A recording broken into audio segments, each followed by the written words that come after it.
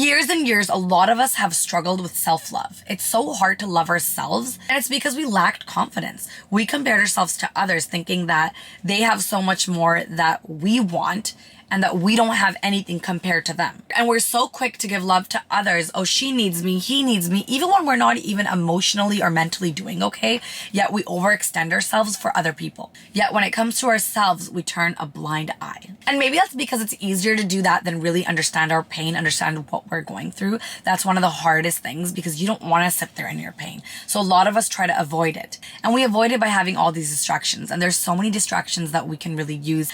Alcohol, watching TV, always being with someone, hanging out with friends all the time. And I'm not saying that watching TV is a bad thing. What I am saying is when this feeling comes up and you know you're feeling kind of stagnant and you're in pain and all of a sudden you don't want to deal with it, so you turn on the TV and binge watch your favorite show, that's a problem.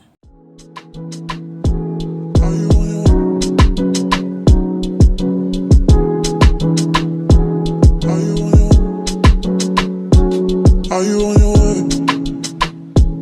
Are you coming soon to me? I'm parking in LA.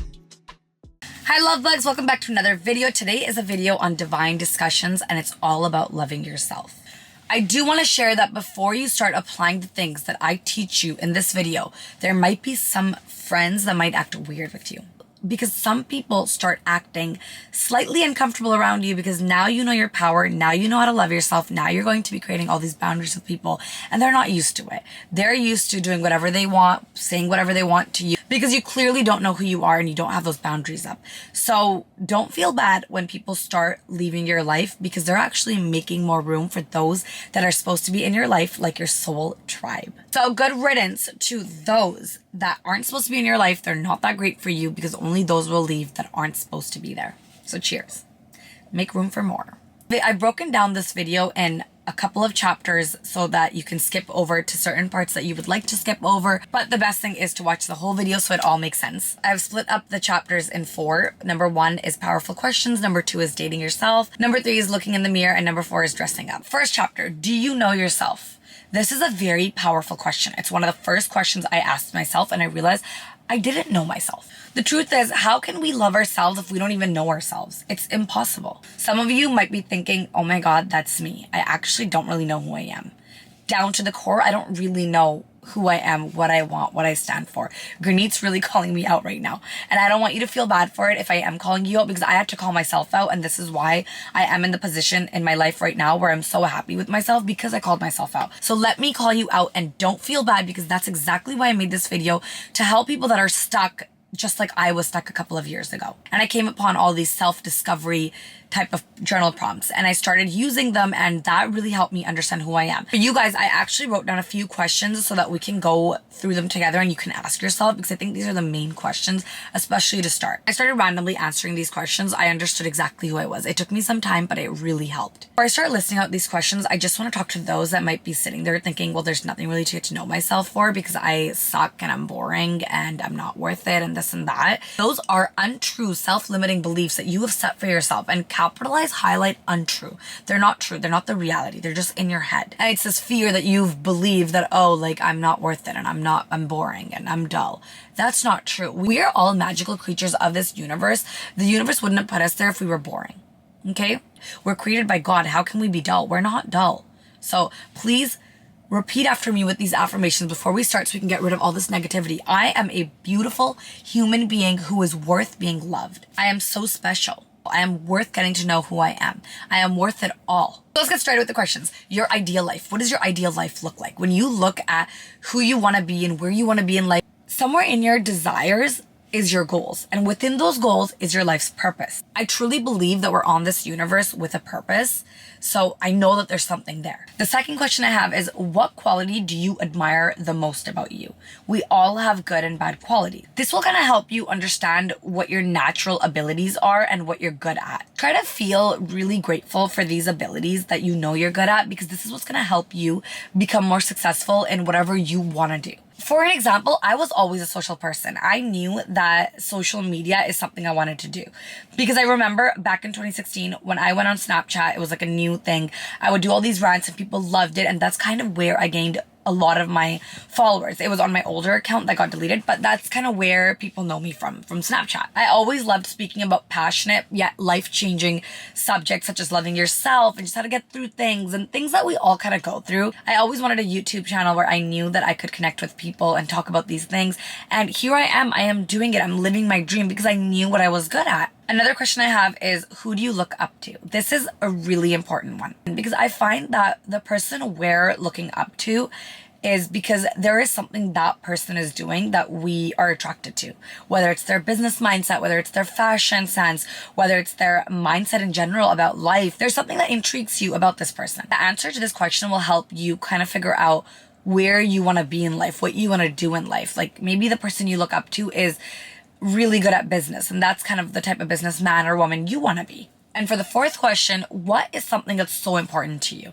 Is it loyalty? Is it trust? Is it love? So what is so big for you? Like for me, it's to be true to myself. I think that when I am true to myself, I feel spiritually, mentally, emotionally fulfilled. And that's a really big thing for me. I feel satisfied. I refuse to put myself into things that don't make me feel good. I don't want to do that. It goes from like saying no to people I don't want to hang out with, that I know that don't genuinely care for me, or even starting a project for work that my morals just are against. Finding out what's important to you helps you figure out exactly the person you were sent out to be. Your purpose is so essential, you guys. It's our why. It's why we're really here. Another question I'd written down was, what am I ashamed of? And this one may confuse you guys because you guys might be thinking, why should I focus on shame? How is this helping me in any way? The thing is, shame can really screw us up. It can lead to us feeling anxiety, depression, and that's why I think it's important to get ahead of that shame. It's recognizing that shame is a part of a normal experience that we all go through. Even to recognize your shame, that was a very complicated thing for me, so I kind of broke it down for you guys. First thing I did was identify it, explaining the feeling, why we're feeling that, where it came from.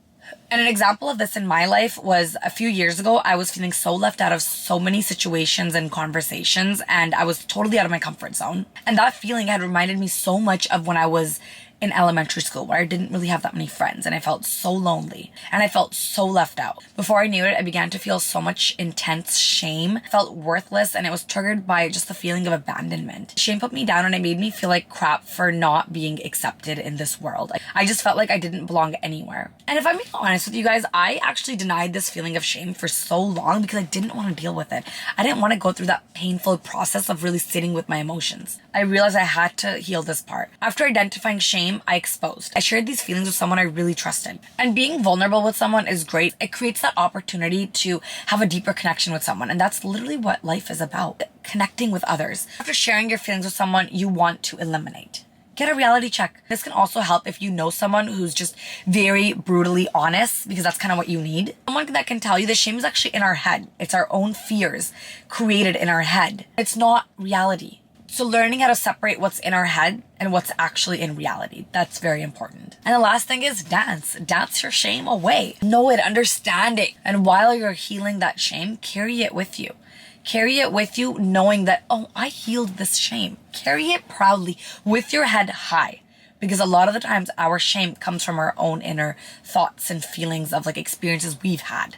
It's not real. These are the questions that I kind of put together, but there are so many more on Pinterest, on Google. You could just do a quick Google search to figure out more if you do want to go a lot deeper. But this is kind of how I began my journey. Chapter 2 is my favorite, date yourself. The next thing you need to know is, if you already don't know this, spend time with yourself.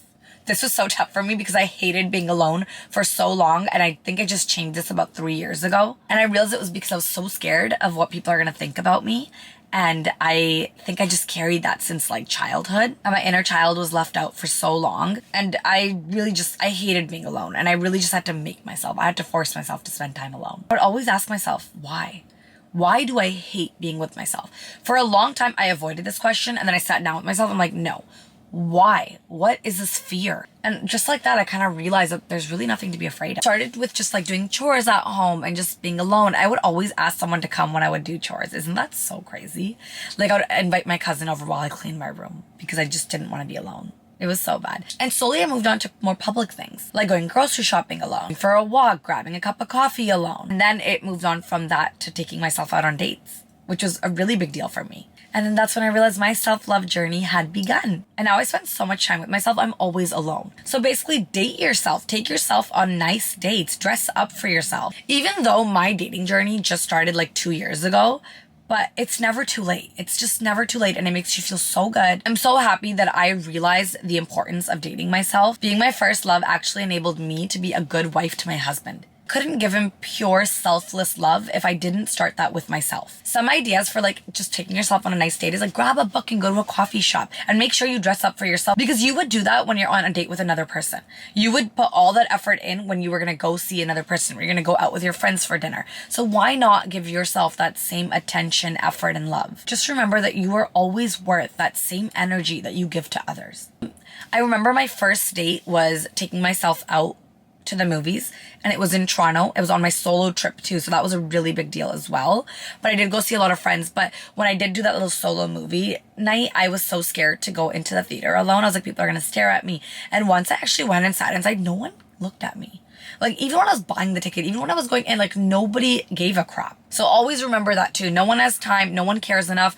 Everyone has their own shit going on in their life. They're all busy. Start by something small. Start this week and do something really small for yourself, and then slowly build it up. Chapter 3, look in the damn mirror.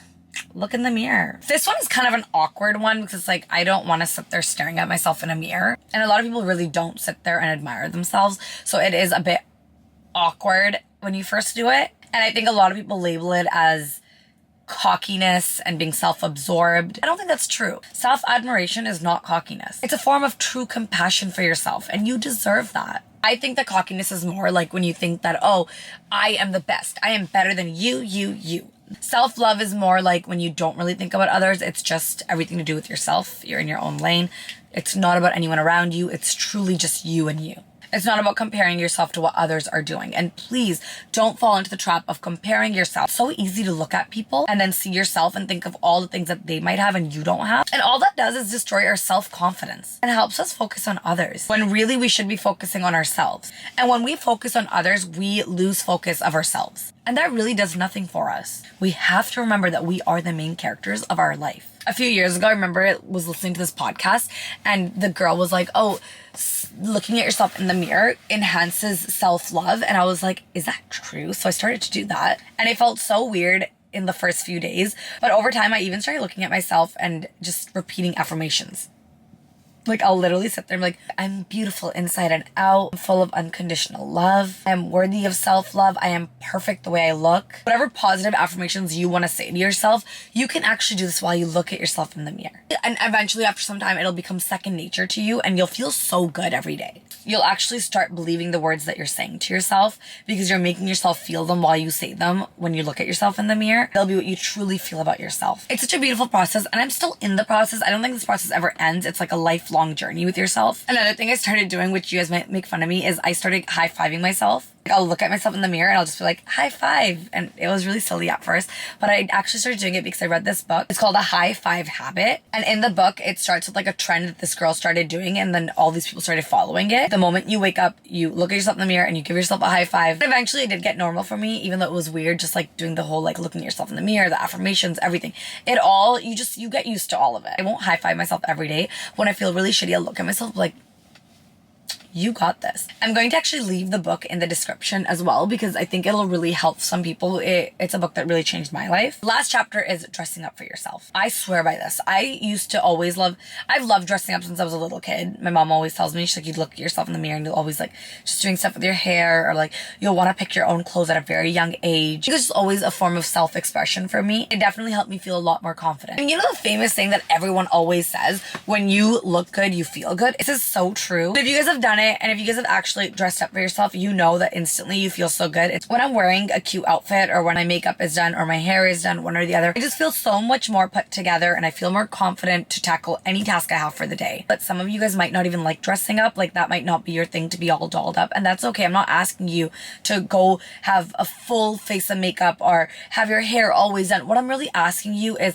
to just do something small that makes you feel good. You know the things that make you feel good when you look at yourself in the mirror. It's gonna be be literally wearing one of your favorite items, or maybe just having neat hair, whatever it is for you. So pull that expression out and act on it, because it's going to help you so much. Try this and I promise it will not fail you. This is kind of why I got myself into the habit of looking really good. I've also kind of noticed that I am a lot more productive when I look good and feel good. Literally just the other day, I was at home and I did not want to dress up. So I took a nice shower and I put on these matching outfits. I felt so good. I opened up my laptop and I had the most productive day. Even though I was just at home and I didn't really dress up, I felt so good just because I wore matching pajamas. Loving yourself is the ultimate goal in life. The faster you learn this and apply this to your life, better your life will get. You really have to learn to give that love to yourself, because when your cup is full, like, it's so much easier loving others because you have so much to pour. When your cup is empty, it's so hard to give others love and to give others energy and whatever they may need. So you have to make sure that your cup is full first. So self-love comes first. This brings us to the end of our video. I hope that this was easy to understand and that this is something that'll really help you guys. I love you guys so much. Stay tuned for this Thursday for a fun vlog, and then another Divine Discussions video will be out next Monday.